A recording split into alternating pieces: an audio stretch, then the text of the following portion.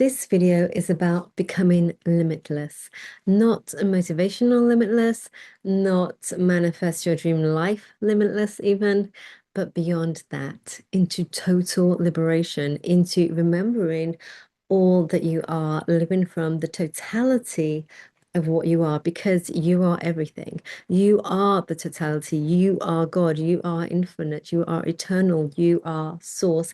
You are all that is. You are limitless. And this is not beyond a human's capabilities. This is what being human is all about. This is what the next stage of being human evolution is moving us towards right now in this very moment. And to do that, we need to begin by living beyond the identity that we have believed was who we have been all of this time. And it's an easy mistake to make. It seems that we are this person, this identity, this fixed lens, this lens looking through separation, through limitation, through identity, through forgetting who it is, through this survival lens. But actually, what happens when you stop experiencing life through the narrow lens of fear, of survival, of conditioning, of inherited identity? What happens when you no longer believe you are the character? Because humans are not limited by reality, they are limited by identification, by perception. Because transcending limitation is not about becoming something new. It is remembering what you already are. The problem isn't your life. The problem isn't your trauma. It's not your mindset. It's not your relationships, not your career, not your body, your lack of purpose, or your inability to manifest the reality that you want. The problem is much simpler than that.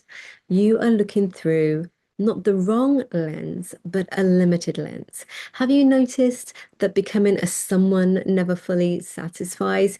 You reach the goal, you heal the pattern, you improve the relationship, you build the business, you become more confident, more spiritual, more successful, more self-aware, and yet something still remains unfulfilling.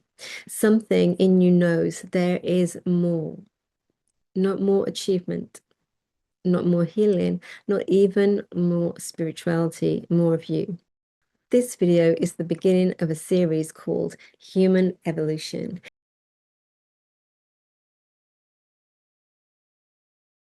And in this series, I will be inviting you to know through your own direct experience who you truly are. I will offer information, yes, but essentially this is practical in nature because it doesn't matter how much you know intellectually until you experience it for yourself, you will remain a seeker. And as Rumi said in his poem Emptiness, Omar once had a friend, a scientist, Bul Hakam, who was flawless at solving empirical problems, but he could not follow Omar into the area of illumination and wonder. And that is because we need to know directly, right? The theory is great, but we need to know directly. And this series supports you to do just that. So back to human evolution. So we may be developing technology rapidly, but human evolution is not technological. We may have many systems in place that operate in this world, but human evolution has nothing to do with the world outside of you. It is not becoming a better version of the character you call you. It's not making the world a better place. It's not making it more kinder or more cooperative or more efficient at functioning. It's not about doing anything on the outside. It is about God remembering it is matter and matter remembering it is God within you, within your physical form, within your being. It is not about God or source or the light moving through you, moving through humanity. It is remembering that it is you and it moves as you. It is allowing the limited you, the fixed identity, to soften long enough to let go of the reins and let more of you, or all of you, if possible, in. It's not a becoming, but a remembering of what has always been here.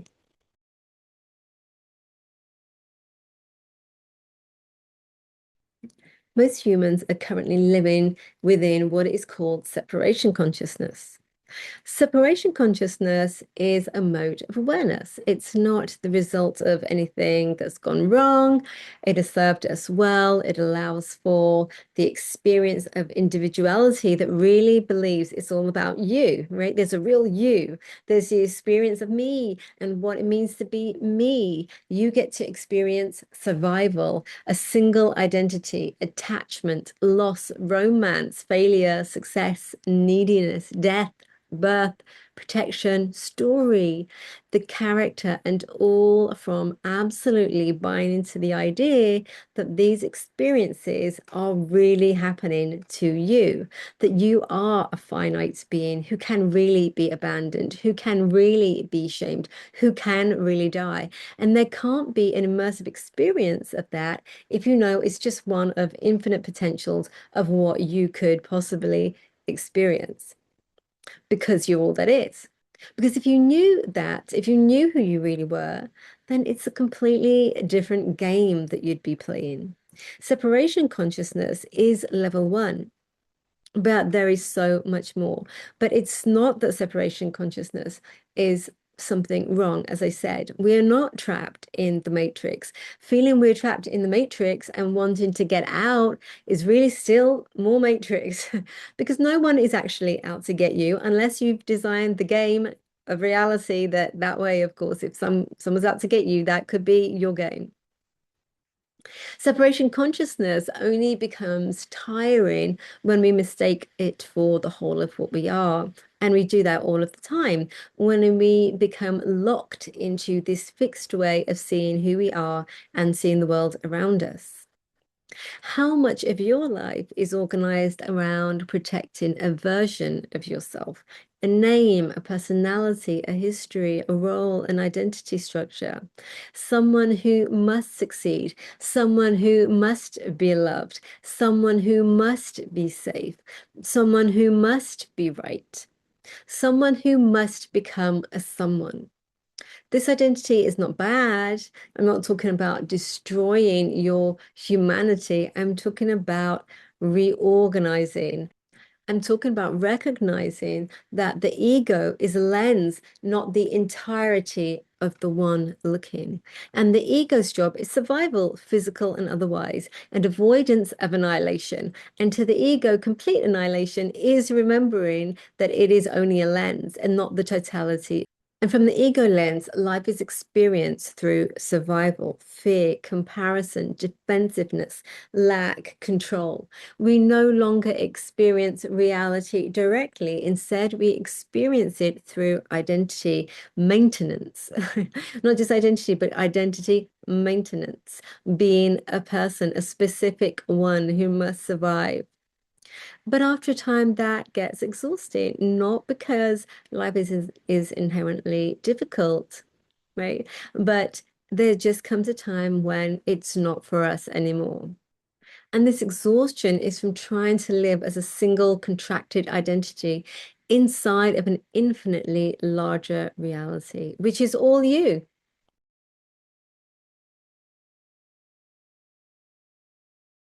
And so the good news is that this is not another message about becoming a better self, not heal the ego so you can become a more enlightened identity, not optimize your character, not reach your higher self. No, you are already what you are seeking. The shift is simply perceptual.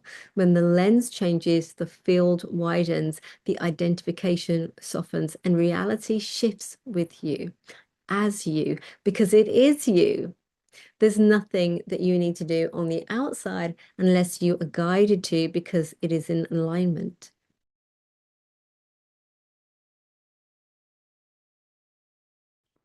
So who are you prior to the identity? This question usually comes around following a disruption to the ego. Somehow it can be profound, or it can just be enough that the ego gets a little bit confused about reality and its place in reality. Something kind of slipped a little bit.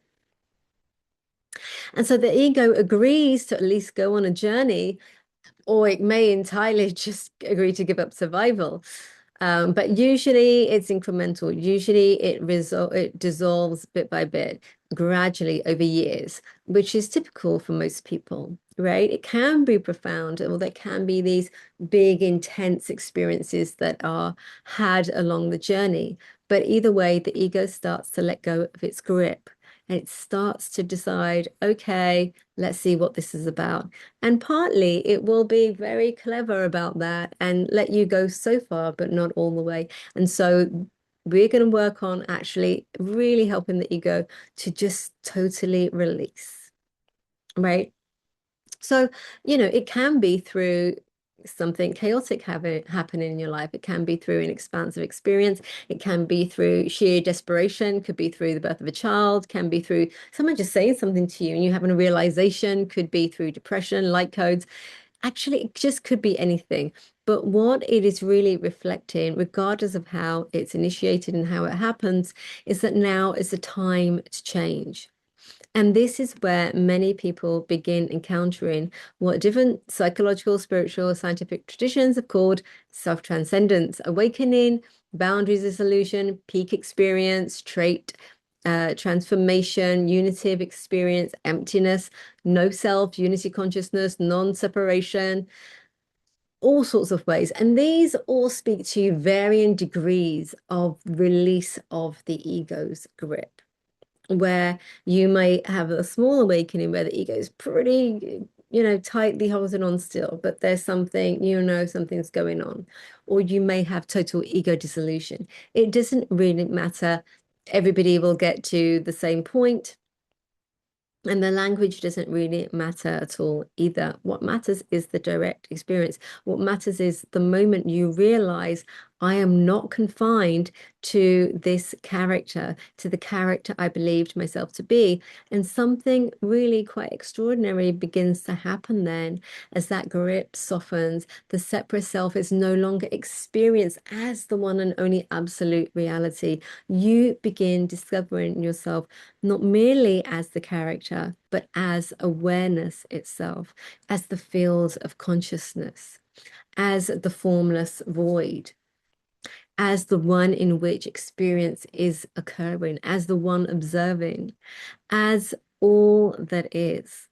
And the suffering that comes from that rigid identification begins to soften, begins to dissolve, not because life disappears, but because ownership changes, the lens changes. We begin to see through the lens of unity consciousness. The lens gets clearer and clearer. And it's not that the limited egoic self lens is completely unavailable, but it's no longer the default. So we see more of reality from multiple perspectives, from multiple lenses. You see, nothing actually really changed other than perception. But here's the important thing. Whilst this can feel highly liberating and expansive, even unity consciousness, the understanding that I am not only this self, I am the entirety of reality. This is not the end. This is not our stopping point. In some traditions, people arrive at transcendence and stop there. The world becomes an illusion, the body becomes secondary, human life becomes something to rise above. But what if transcendence is not the destination? What if it's the doorway? What if it's step two?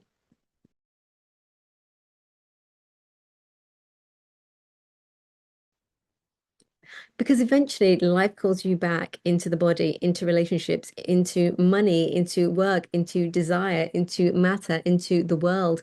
And staying out, remaining in transcendence actually becomes another path of suffering because we are not flowing with reality. We are gripping, trying as best we can to grip onto one lens rather than another.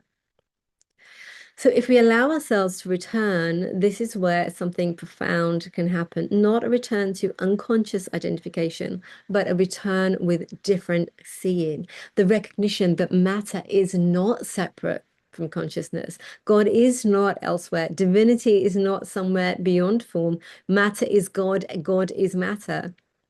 not in a conceptual way, but in your direct experience, in your body, in your cells, in your speech, not in ways that you have to be on the mat to discover, not that you need to be in meditation to discover, not that you dip in and out of, but you can just be that, live that, right? And again, it doesn't mean you stay only in that lens, but you can be that, you can know that, right? And you notice, oh, where's God? In my cup of tea, or my coffee, my dreams, my nightmares, my bills, my lovers, my kids, my carbon dioxide I'm breathing out, other planets, thoughts, emotions. And then suddenly, when you're there, being human is no longer an obstacle. It's not a problem. Being human becomes the expression, not as the ego having a conceptual idea of, yes, I am God too, but actually being it, right? Actually being it, that real, true realization that this isn't God through me. This isn't, I'm being a character for God. This is God. And you stop trying to escape the game, right? Because there isn't any need for you to do anything, right? You're it. There's no separation. And you recognize that. You recognize you're the thing that you have been searching for this whole time. And at this point, even the observer dissolves, right? And then it's just you as it and it as you, back to you. But it is the limitless you. There are so many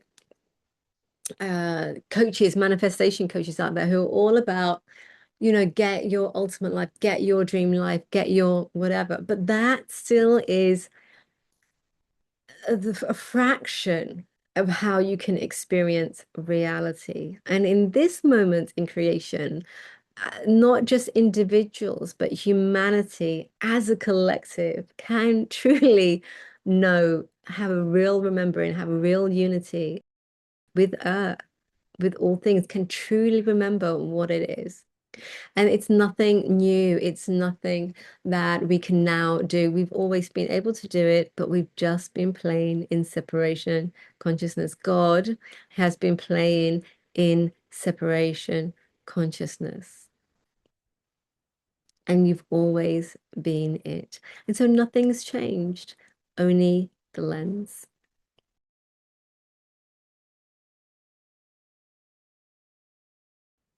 And so now from this place, you can play, right? You can really play in reality. You can move between lenses, perspectives, between identities, between realities, dimensions. You can move way beyond suffering, way beyond clinging. This is not a manifestation self-concept work, right? This is not about getting an identity and being that, right? It is about entirely dissolving this identity so that you are all the identities. Oh, I'm this identity called me as much as I am the person who's looking at me. I'm their identity. From that place, we go into the field and we go into any identity we want, right? So this is complete liberation, but we remain in form, God as matter and matter as God, fully embodied, fully aligned, the next level of the game.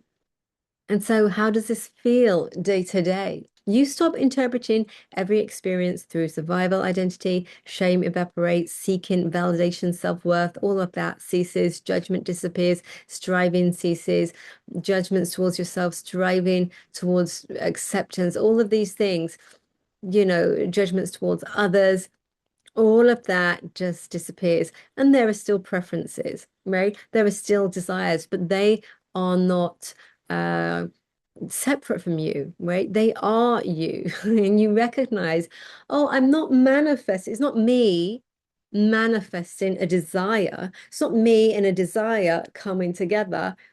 I'm all the parts, right? It's me arising as this human experiencing this desire. You're as much whatever the desire is as you are what you think you are. So you arise together, right? You arise together.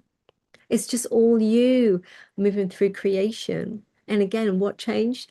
Just lens. It's just that now you know, right? Now you know. And these desires and preferences, they are no longer driven by fear, protection, proving lack. They become fearless preferences, authentic movement. The authentic you stands up. Here I am. You begin recognizing that you are not separate from the field from which creation is occurring. And life is you. It is you as you.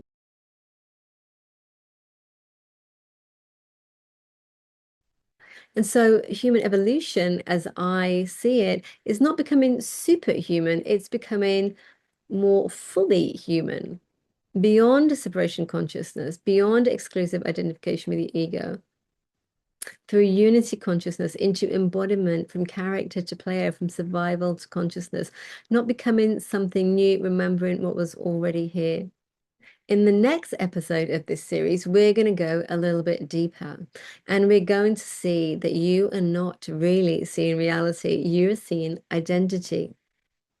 We're going to see how the ego lens shapes perception, relationships, suffering, manifestation, and the entire reality you believe that you're living. So if this resonated, let me know what landed. Please like and subscribe and share it with somebody who you may think will find this information helpful. And I'll see you in the next episode.